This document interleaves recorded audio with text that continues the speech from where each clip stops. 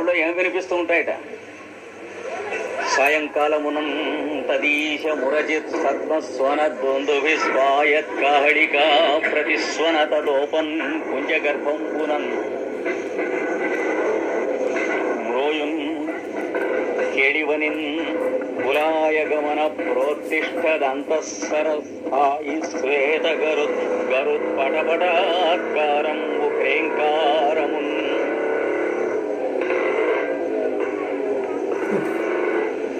ఒక బాటకు ఒక పక్కన దేవాలయం, అంతే పెద్దవాళ్ళు ఉన్న ఊరు, చదువుకున్న వాళ్ళు, మిగతా ఊరంతా అటు ఇటు ఉన్నది. ఆ ఊరు ఆ దేవాలయం లోపల ఉన్నాయి ఎన్నో చెట్లు ఉన్నాయి, వరుస సంపెంగ చెట్లు అవి ఉన్నాయి. ఆ చెట్లుంటే సాయంత్రం అయ్యేటప్పటికీ ఆ చెట్లకి తిరిగి వస్తూ ఉండేటువంటి పక్షులు ఉన్నాయి. బాతులు, హంసలు, నీటి పిట్టలు ఇవన్నీ తిరిగి వచ్చి అక్కడ నుంచుని చెట్టు మీద నుంచుని ఇలా రెక్కలు తాచి టపటపా టపటపా కొట్టి అవతల ఎదురుకుండా దేవాలయంలో ప్రతిధ్వనిస్తున్నాయా ఈ శబ్దాలు అన్నట్లు దేవాలయంలో వాళ్ళు నగారాలు, ఫేరీలు మోగిస్తూ ఉంటారు. అంటే స్వామి అర్చన సమయం సరిగ్గా ఇది అది ఒక టైంలో ఉంటాయి. తర్వాత ఈ పిట్టలు గొంతు తెరిచి క్రేంకారములు క్రేయము అని పెద్దగా అరుస్తాయి. కొన్ని పిట్టలు అరవగానే ప్రతిధ్వనిస్తుంది అన్నట్టుగా వాళ్ళు కాహళాలు ఊతారట. అక్కడ బాకాతోళ్ళు అనేటువంటివి దేవుడికి ఊతూ ఉంటారు. అంటే ఈ పిట్టలు అరుస్తున్నటువంటి కేకలు, ఈ పిట్టలు చేస్తున్నటువంటి రెక్కల శబ్దములు గుళ్ళో ప్రతిధ్వనిస్తున్నాయా అన్నట్టుగా సింకర్నైజ్ అయ్యి అదేటువంటి సమయానికి అవి ఇవి జరుగుతాయని చెప్పాడు.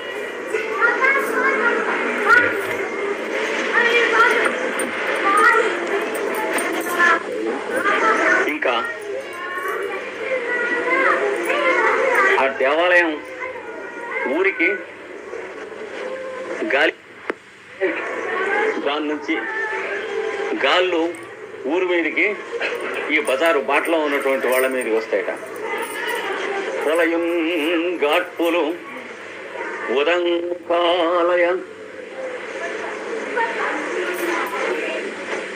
వదంభోజాక్ష వక్షస్థులస్య లఘుస్రం మకరంద బిందువుల పణ్యారంపు పుణ్యంపు కంపుల తాపత్రయమీటి వీట నటన ప్రోద్యోగ సజ్జీభవత్ లలనాకైశిక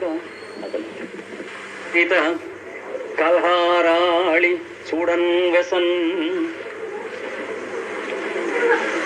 ఈ ప్రస్తుతం ఉన్నటువంటి ఉద్యమంలో తపస్సులో అదే వస్తాయి. పోతన గారి తపస్సు ఒకటి వదిలిపెడితే మిగిలినటువంటి గ్రంథాలన్నీ చదివి 35-40 సంవత్సరాలు అయింది. ఈ మధ్య మళ్ళీ ముట్టుకోలేదు, అపచారం చేశాం. అంచేత అక్కడక్కడ పద్యం మధ్యన గుర్తు రాకపోవచ్చు, ఫ్లైట్ వచ్చిందాక. కానీ ఇప్పుడు ఈ పద్యం గుర్తు వచ్చింది, చెబుతాను వినండి. వలయం ఘాట్పురు, ఆ ఊళ్ళో గాలులు ఎలా ఉంటాయి. ఉదంమహాలయ అంటే ఉత్తరం వైపుగా తిరిగి ఉన్నటువంటి సింహద్వారం గల ఆ ఆలయం నందు, స్వామి ఆలయం నందు, అందులో విష్ణుమూర్తి యొక్క తులసి వక్షస్థలమునందు ఎప్పటికప్పుడు పొద్దున సాయంత్రం వేరే వేరే తులసి మాలలు, పువ్వుల మాలలు వేస్తారట. వేస్తే ఆ అప్పటికప్పుడు చెట్ల నుంచి కోసుకొచ్చినటువంటి పువ్వులతో మాలలు కట్టి వేస్తారు కనుక అలఘుస్రం మకరంద బిందువుల, దాని నుంచి ఆ తేనె బిందువులు చింది ఆయన శరీరం మీద, ఆ గోపాలస్వామి శరీరం మీద పడుతూ ఉంటాయట. ఆ వాసనల్ని తీసుకుంటాయట ఈ గాల్లో. తీసుకుని ఈ తులసి ఆకుల యొక్క పరిమళములను తీసుకుంటాయట. తీసుకుని పణ్యారంపు పుణ్యంపు గంపుల తాపత్రయమీటి అక్కడ నైవేద్యాలు పెడుతూ ఉంటారట. కృష్ణాలయం కదా, పొంగలి మొదలైనవన్నీ ఉంటాయి. ఆ నైవేద్యాలు పెడుతూ ఉంటే వాటి పరిమళాలు కూడా తీసుకుంటాయి. వచ్చి ఇట్లా ఊళ్ళో ఈ చుట్టుపక్కల ఉన్నటువంటి వాళ్ళ ఇళ్ళ అన్నిటి మీదుగా ప్రవహించి పెడుతూ ఉంటాయి. ఇది సాయంత్రాల పూట, ఉదయం పూట ఊళ్ళో ఉన్నటువంటి వైభవం కింద కృష్ణదేవరాయలు చెప్పాడు. అంటే కృష్ణదేవరాయల పరిపాలన కింద గ్రామములను ఈ రకంగా నిర్మాణం చేసి ఆయన రాశాడు, కానీ ఊరికే కల్పన చేసి రాసినవి కావు. ఇప్పటికి కూడా మనం హంపి విజయనగరం అనే సమీపంలో ఉన్నటువంటి పాడుబడిన పాతబడిన గ్రామాలు చూస్తే ఈ లక్షణాలు కనిపిస్తాయి. బాగుంది. నిష్ఠా నియమం కలిగినటువంటి వాళ్ళు ఊళ్ళో వల్ల ఇప్పుడు పవిత్ర గ్రంథం చదవని వాడు లేడు, ఎవడు యోగాభ్యాసం చేయని వాడు లేడు, ఎవరు వైరాగ్యం పొందని వాడు లేడు. అంటే ఎవరు సంసారం చేయటం లేదా? చాలా తప్పు సంగతి అండి. దానికి ఓ పద్యం రాశాడు. ఊరికే పద్యం చదివి మీకు అర్థం చెబుతాను, మిగిలింది మీరు అర్థం చేస్తారు. మలయపు గాలి రేలు వనమాలి విమాన పతాక గల్లు మంచు ఉలియ పచిండి మువ్వగమినొక్కొక మారు కదల్ప ఉనికి మిన్నలము తదీయ హేమ వర్ణాంచల చంపక శాఖలందు పక్షులు రొదసేయ కూడెద వేగెనని కూడుదురు అల్కలు దేరి దంపతులు. కొత్తగా కాపరాలు పెట్టినటువంటి కొత్త దంపతులు ఉంటారే, వాళ్ళు ఓ పూట వచ్చే తెలివి పోయే తెలివే. ఇంకా స్థిరం వదుగా కాపురం అంచేత ఊరికే చిన్న చిన్న విషయాల కోసం నిన్న మీ ఊరు వెళ్ళావు అని ఆయన, లేదా నిన్న మీ వాళ్ళకి ఏవో మొక్కజొన్న కండ్లు పంపేవాడిని ఇలా దెబ్బలాడుకుంటూ ఉంటారు. హాయిగా సుఖంగా బతకవలసింది బదులు, రాత్రిపూట సుఖించవలసింది బదులు ఒక్కో రోజున అక్కర్లేనటువంటి విషయాలు పెట్టుకుని వాదించుకుంటూ ఉంటారట. ఇంతలోకి ఆ ఆలయంలో ఉన్నటువంటి స్వామి ఏం చేస్తారట, ఒక్క మాట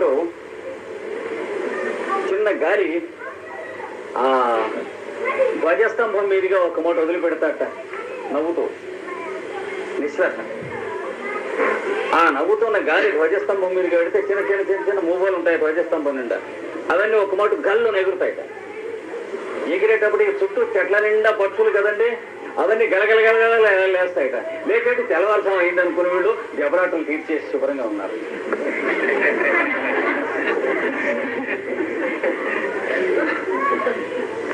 అంటే బ్రహ్మచారి గృహస్థ వానప్రస్థ యత్యాశ్రమములతో కూడినది యోగాభ్యాసం, కానీ మరొకటి కాదు.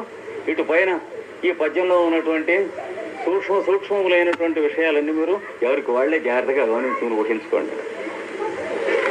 అసలు ఆ రకంగా పద్యం రాయటమే చాలు. ఆ ఊళ్ళో పెద్దలైనటువంటి వాళ్ళు తమ చేతనైనంత వరకు ఎవరన్నా ఆ ఊరు పెద్దవాళ్ళు వచ్చారని తెలిస్తే ఎదురేగి సాష్టాంగమెరగి ఊరు బయటికి వెళ్ళి వస్తున్నారని తెలిస్తే అక్కడ సాష్టాంగ నమస్కారం చేస్తారట ఊళ్ళో వాళ్ళు. లేకపోతే మీరెంత పండితులైనా ఇంకో ఊరు ఎడితే మీకు గతేది హోటల్ సరోవరే కదా. అంటే పక్కన పంది మాంసం పెడుతూ ఉంటాడు, ఆ పక్కనే పళ్ళెంలో మీకు మామూలుగా పళ్ళు పెడుతూ ఉంటాడు. అంటే ఏ హోలీ కామన్ అండర్స్టాండింగ్ అన్ని ఊళ్ళల్లోనూ హిమాలయం దగ్గర నుంచి కన్యాకుమారి దాకా ఉంటుంది. ఏ ఊరు మీదుగా పెద్దవాడు పెడుతున్నాడైనా సరే ఆ ఊళ్ళో ఉన్నటువంటి వాడు ఊరు బయటికి ఊళ్ళో ఇద్దరు ముగ్గురు వెళ్ళి అక్కడ సాష్టాంగం నమస్కారం చేస్తే ఏమొస్తుంది? మొట్టమొదటి లౌక్యంగా చూస్తే వీళ్ళు ఏ ప్రయాణం చేసినా తర్వాత అదే పొజిషన్కి కామన్ అండర్స్టాండింగ్ ఒకటి.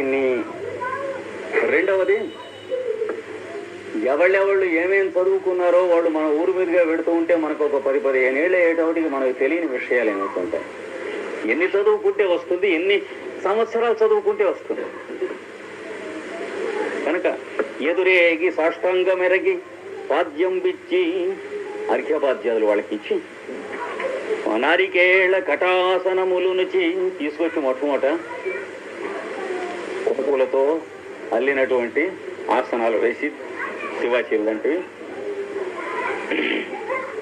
మును పోకపొత్తి గుట్టిన దొప్పగమితో కూడా రంభా విశాల పర్ణములు పరిచి పెద్ద అరిటాకులు ఏం కొనక్కర్లేదు, విస్తాళ్ళు అవన్నీ అరటి చెట్లు ఉంటాయి, అరిటాకులు తీసుకొచ్చి ఇచ్చి అరటి ఇట్లో దొప్పలు పుట్టినటువంటి ఉంటాయి, ఆ దొప్పలతో తీసుకొచ్చి వేసి శాల్యన్నము సూపాద్య కుల్యాబహు వ్యంజన క్షీరదధులు అర్పణములు చేసి తమకున్నంతలో శుభ్రంగా అన్నం నెయ్యి పప్పు సమస్తం అనేది కూడా లోపం చేసుకోకుండా వచ్చినటువంటి వాడి అంటే ఆ దేశంలో ఆ జాతిలో అలా జరుగుతూ ఉంటే ఏం జరుగుతుంది, ఆ జాతిలో ఎవడెక్కడికి వెళ్ళినా అలాగే జరుగుతుంది. అంటే నేను కళ్ళారా చూశాను. జర్మనీ దేశంలో ఎవడెక్కడికి వెళ్ళినా సరే అలాగే చేస్తారు. ఎలా చేస్తారా వీళ్ళంతా? లక్షాధికారుల లేదు, మనం అనుకోండి సామాన్య గృహస్థులే. వీళ్ళకి ఎలా సాధ్యం నాకు ఆశ్చర్యం వేసింది మొదట్లో.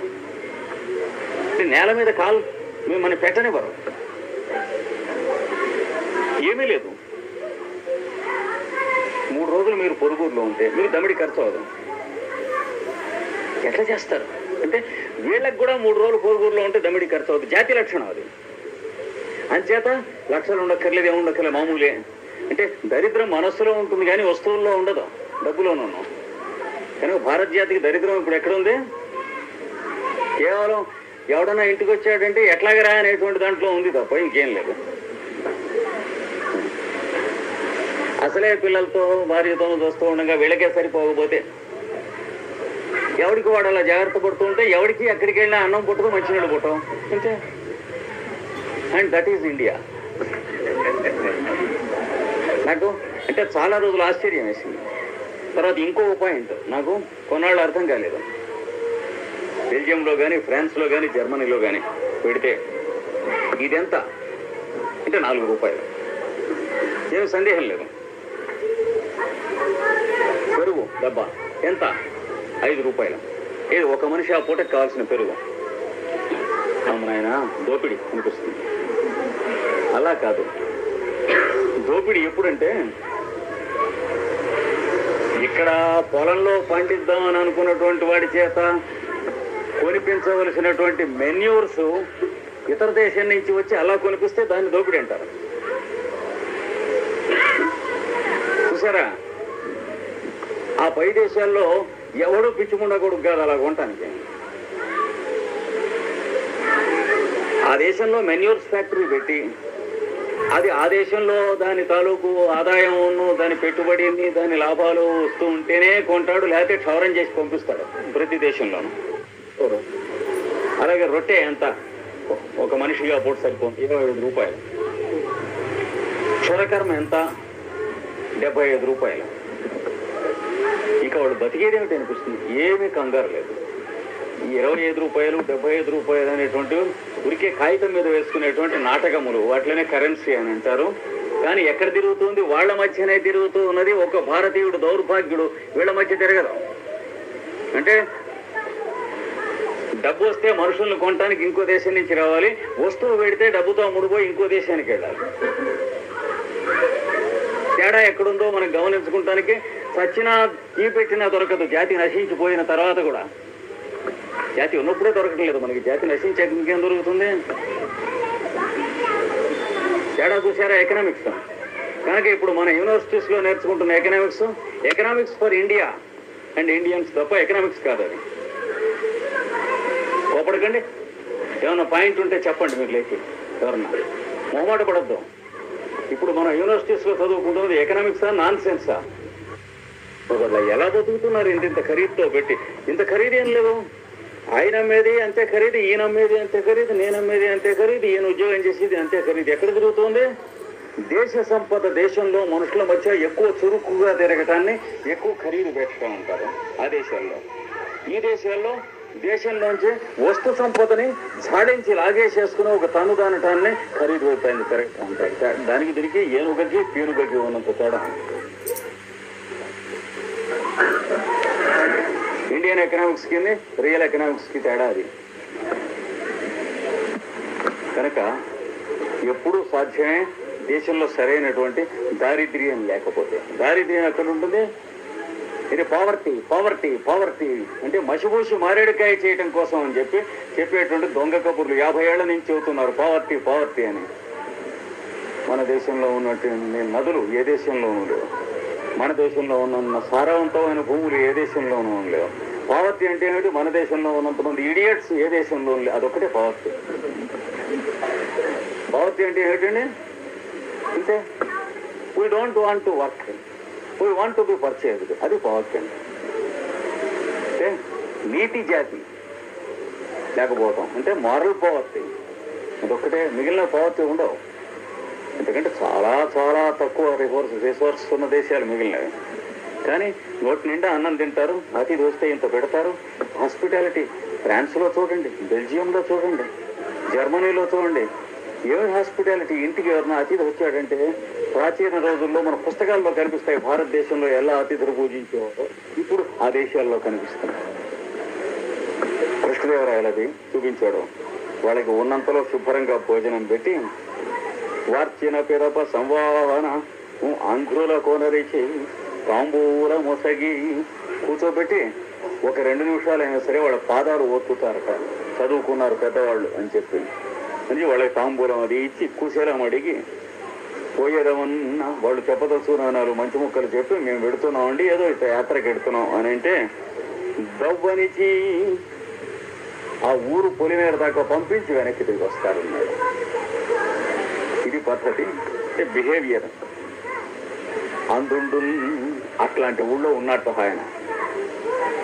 ద్వయ సద్మ పద్మవదనుండు ఆయనకి ఏదో గురువు గారు అది ఇది అని చెప్పకుండా ఏదో ఇచ్చేట మంత్రం, అది అలా చేసుకుంటూ ఉంటారు. నా మంత్రం పేరేమిటి? ద్వయం. ఒక్కో గురువు ఒక్కో శిష్యుడికి వాడికి కావాల్సిన మంత్రం ఇస్తాడు. ద్వయ మంత్రం అంటే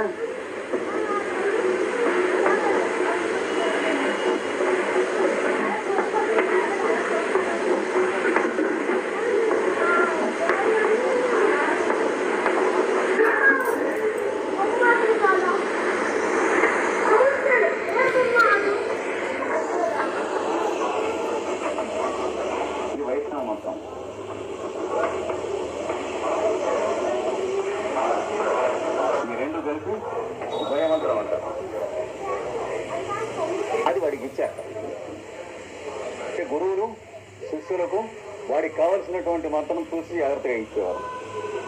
ద్వయ సద్మ పద్మవదనుండు. ద్వయమంత్రానికి సద్మం అంటే నివాసమైనటువంటి, పద్మం అంటే ముఖం కలిగినటువంటి వాడు. అంటే ఎల్లప్పుడూ కూడా ఎవరైనా ఏదైనా మాట్లాడుతూ ఉంటాడు, లేకుండా ఉంటే ఇది ఉచ్చరించుకుంటూ ఉంటాడు. ఆయన చేసే పరిస్థితి ఏదన్నాడు. యోగాభ్యాసానికి మొట్టమొదటి కావాల్సింది అభ్యాస వైరాగ్యాం వా తన్నిరోధ.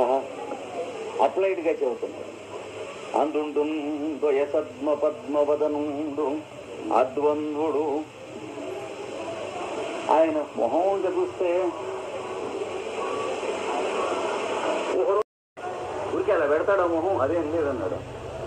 అంటే ఒక రోజైనా బాగుండకుండా ఏదైనా ఆయన ఆడ దెబ్బలాడుకోకండి అదేం లేదన్నాడు.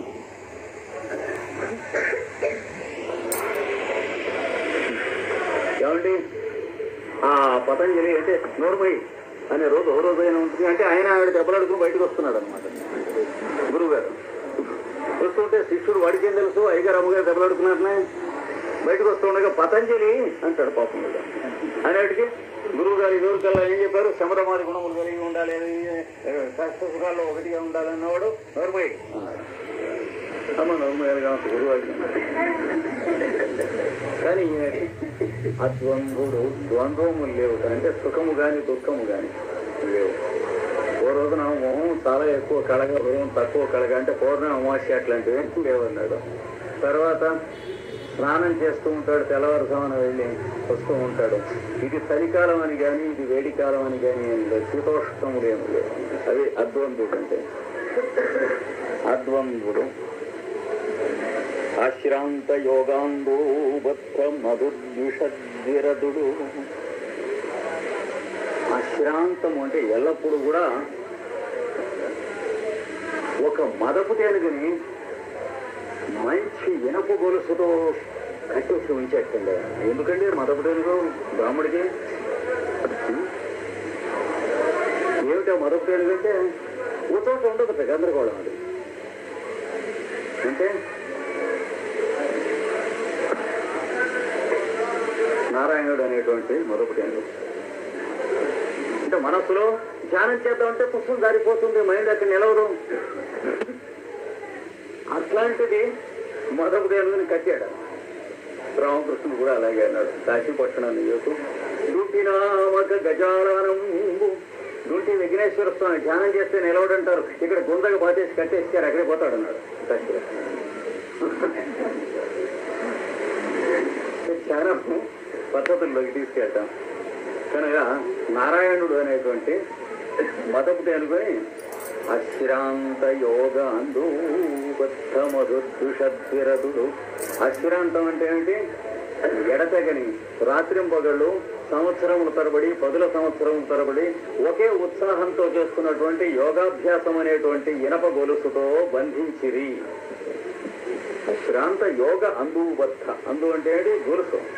యోగం అనేటువంటి అందు చేత బద్ధ మధుదృషత్ అంటే మధుసూదనుడు అనేటువంటి జ్వరదుడు అంటే మదపుటి అనే గెలవాలి. అందుచేత మొగాన ఈ ద్వంద్వాలకు ఇందువల్ల కనిపించవుతండి ఆయనకి. అన్వర్థాభిధానుండు. అయితే మనస్సులో ఎప్పుడు కూడాను ఎవరు ఉంటారండి? విష్ణువు. అయితే వారి పేరు ఏమిటండి? ఇంకా పేరు ఎందుకు చెప్పడం? సరిగ్గా పెట్టారు పెద్దవాళ్ళు అన్నాడు. అన్వర్థాభిధానుండు అంటే సార్థకమైన నామం గలవాడు విష్ణు చిత్తుడు. ఎలా పెట్టారో తెలియదండి ఆ తల్లిదండ్రులు అన్నాడు. విష్ణువే చిత్తముగా కలవాడు. అది ఎలా సిద్ధించింది? వాళ్ళకి ఎలా తెలిసి పెట్టారు? ఏమిటి ఆశ్చర్యం? ఏదో పెట్టారు పెట్టారంటే ఎట్లా? వాడి పేరు కాళిదాస్ అంటే ఒక అక్షరం కూడా రాయటం కాదు కదా, చదవటం కూడా రాదనుకోండి కవిత్వం. కాళిదాస్ ఏంటి దిక్కుమాలండి? మాధవపతి కాళిదాస్ గారి నుండి వారు ప్లేడు గారు కోపట్ల మాధవపతి సత్యం లేడు, వాడు పెదనాయుడు గారు. నేను చిన్నతనంలో ఇంట్లో మా నాన్నగారు కాళిదాస్ గారు వీళ్ళంతా కూడా సాయంత్రం పూట కబుర్లు చెప్పుకుంటూ కూర్చుంటే, చిన్నప్పుడు మా నాన్నగారు వాగర్ సంస్కృతితో కాళిదాస్ కావ్యాలు నోటికి చేశారు. కాళిదాస్ గారు ఇంటికి వెళ్తున్నారంటే నాకు చిన్నతనం ఆయన. తర్వాత పెద్దవాడాక ఈయన ఏం రాయలేదా అనిపించేది. అలా కాకుండా ఆచార్యులు గారు అంటారు. ఆచార్యులు ఉండదు కదా, ఆచార్యులు అని పేరు. అలాగే సోమయాజులు వారు సోమయాగం చేసామో పెట్టాము. శాస్త్రి శాస్త్రాలు చదివితే శాస్త్రి. ద్వివేది అంటే 2 వేదాలు చదువుకుందా కనీసం. త్రివేది 3, చతుర్వేది. ఇవన్నీ పేర్లు మామూలుగా ఉంటాయి. అంటే వాడు ఎవడో చదువుకుంటాడు పాపం, వాడి మనవడు మునివనోడు అక్కడికి వచ్చి ఇప్పుడు నలుసల్లి ఇక్కడ పడి ఉంటాడు. అన్వర్థాభిధానుండు గురుఛందో బృంద తదంతవాగపటనా నిత్యంద సంజాత తద్యన్య స్పంద మధు అద్వైత సుసంవిధాలయుడు. గురువు గారి దగ్గర ఒక కరుణామయమైనటువంటి విషయాన్ని పొందాటి అని. అదేం పొందాడో చదువుతున్నాడు. ఛందో బృందములు అంటే వేదముల సమూహములు. ఏరా అబ్బాయి వేదాలు చదువుతా అన్నట్ట గురువు గారు. నవ్వాడు శిష్యుడు. తదంతములు అంటే వేదాంతాలు అంటే ఉపనిషత్తులు. ఏరా ఉపనిషత్తులు చదువుతావా? తైత్రీయం చదువుతావా? ఈశావాస్యం చదువుతావా? వాటి కామెంటరీస్ వ్యాఖ్యానాలు చదువుతావా? ఘటవత్ పటవత్ రజ్జు భుజంగవత్ అంటే పరబ్రహ్మ ఎవడు, వాడు ఎట్లా ఉంటాడు, వాడు ఏ రంగులో ఉంటాడు, వాడి నిదర్శనం ఏమిటి, జీవాత్మకి పరమాత్మకి, జీవాత్మ పరమాత్మకి ఏమిటి, మేనల్లుడా అల్లుడా, ఇవన్నీ చెప్తావా? నేర్చుకుంటావు రా బాయ్ అన్నట్ట గురువు గారు. మాట్లాడకపోతే చెప్పలేదు గురువు, వీడికి నేర్పలేదు కదా. వాళ్ళు ఎవరో చెప్పండి అన్నది చెప్పేశారు వాడికి గురువు, వీడికి చెప్పలేదు. తదంతవా అపఠన చదవలేదు. చదవకపోతే సంజాత తద్జన్య నిస్పందద్వైత సుసంవిధాలడియాడు. దాని వలన ఆ గురువు ఈయనకి అనుగ్రహించినటువంటి అనుగ్రహంతో ఇంద్రియము, మనస్సు, ఈశ్వరుడు. మనస్సు ఈశ్వరుడు ఇతరం కదండి. అవసరం నేను నిజం నేను అని కదా యోగాభ్యాసంలో. ఇది ద్వైతం అంటే రెండుగా ఉంటాం. నిష్పంద ద్వైత సుసంవిధాలయుడు. ఇది తొలగిపోయినటువంటి సుసంవిత్ అంటే చక్కని వెలుగు అన్నాడు. వెలుగై ప్రసరిస్తుంది నీ ప్రజ్ఞ అన్నాడు పతంజలి. అది ఈయనకి వచ్చింది.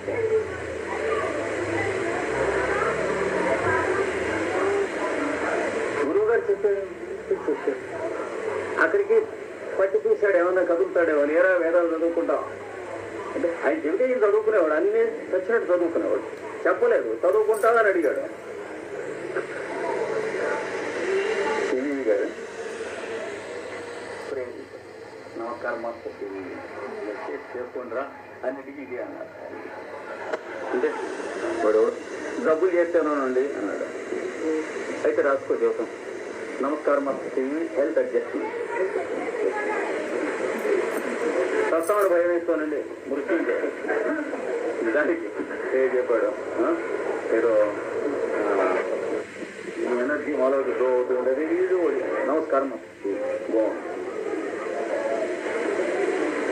గురుగారు మా ఊళ్ళో తేళ్ళు ఎక్కువనే, తేలు గుడిచాను. కార్బియన్ బయట అడ్జస్ట్మెంట్స్ నమస్కారం తగ్గుతున్నాయి, చెప్తుంటే తగ్గుతున్నాయి. పాము గరిస్తేనే అంటే స్నేక్ బయట అడ్జస్ట్. కళ్ళకి డబ్బులు వస్తూ ఉంటేనో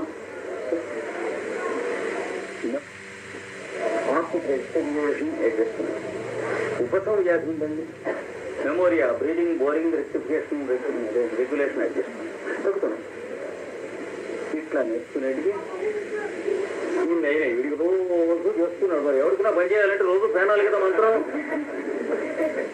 500 600 అయినాయి. అన్నీ అయిన తర్వాత గురువు గారు రోజు ఇవన్నీ చేయాల్సిందే అక్కర్లేదు. ఏడాదో 2 ఏళ్ళలో వాడు నానా హంగామా పడ్డాడు వాడితో. ఆ పైన అక్కర్లేదు, గాలి తీసేసినట్టు అయింది. అదేంటండి అన్నట్టు. ఇది అక్కర్లేదు. మరి ఎందుకు నువ్వు అడిగితే చెప్పాను. వీళ్ళతో వచ్చిన పేజీ అది. వీడు అడుగుతున్న దొరదో నంతసేపు వాడు గోపుతూ ఉంటాడు. అది చెప్పడం అనేటువంటి. నేనేం చేయి, నువ్వు అడిగితే చేయి. ఇంకా 90 అడిగితే 90 చూస్తా అన్నారు. భారీ డెలివరీ రాలేదనుకోండి, మేము డెలివరీ అడ్జస్ట్మెంట్ డెలివరీ అవుతుంది. దానికేంటి ఇల్లు కట్టదు. 5 ఏళ్ళకి ప్రయత్నిస్తున్నా ఇల్లు కట్టుకుందామని చేతగా లేదన్నాడు ఆయన. కూర్చోబెట్టేది ప్రేయర్ ఇచ్చాడు. హెడ్ క్వార్టర్స్ అడ్జస్ట్మెంట్ అన్నాడు, రెక్టిఫికేషన్ అడ్జస్ట్మెంట్. 6 నెలలు ఇల్లు కట్టేశాడు. కట్టాను గురువు గారు, హెడ్ క్వార్టర్స్ వచ్చింది అన్నాడు. హెడ్ క్వార్టర్స్ కాదు కాడిదా, ఇరువురికే కట్టగలిగినటువంటి లక్షణం నీ దగ్గర ఉంది, కానీ నీ హెడ్ లో క్వార్టర్స్ వంకర ఉంది. ఇల్లు వాడు హెడ్ క్వార్టర్స్ అంటే ఇల్లు అనుకున్నాడు. సివి గారు చెప్పారు, హెడ్ క్వార్టర్స్ లో కొంచెం పేచి ఉంది బుర్రలో, దానికోసం చెప్పారు హెడ్ క్వార్టర్స్ రెక్టిఫికేషన్ అడ్జస్ట్మెంట్ అని. ఇది చదువుకుంది అక్కడ ఇల్లు కట్టావు అంతేగాని అక్కడ కాదు, వంకర అక్కడ ఉండదు ఇక్కడ ఉంటుంది బుర్రలో అన్నాడు. అయితే సార్ ఇక్కడ ఉంది ఆయన అప్పుడు చూసుకున్నారు సార్. ఇవన్నీ అలాంటివి. ఏ గురువు అయినా సరే, ఏ శిష్యుడు అయినా సరే కాస్త ఇక్కడ పొరపాటు పడ్డారని దొరకనేస్తాడు, ఏం లాభం లేదు. అందుకని ఛందో బృందములు అంటే వేదముల సమూహములు, తదంతా అంటే వేదాంతములు, బ్రహ్మసూత్రములు, వాటి అర్థములు, ఇవన్నీ కూడా ఆపఠన సంజాత చదవకుండానే కలిగినటువంటి. మన భారతంలో కూడా ఆది పర్వంలో మొట్టమొదటి కథ ఉంది. కవిత్రయం వాళ్ళు కర్ణికం చేసి ఎత్తేసినటువంటి భారతంలో 1/3, మిగిలిన చెత్త 2/3. ఇప్పుడు మనం తెలుగులో చదువుకునే భారతం కోపడకండి. అందులో ఆ మొదట వాళ్ళు ఎత్తేసినటువంటి దాంట్లో ఒక గురువు శిష్యులకి పాపం పాఠాలు చదువుతూ ఉండేవాడు, వేదం చదువుతూ ఉండేవాడు, ఉపనిషత్తులు చదువుతూ ఉండేవాడు, శాస్త్రం చదువుతూ ఉండేవాడు, అన్నీ చదువుతూ ఉండేవాడు. ఒక శిష్యుడు ఉండేవాడు కొంచెం అమాయకంగా ఉంది.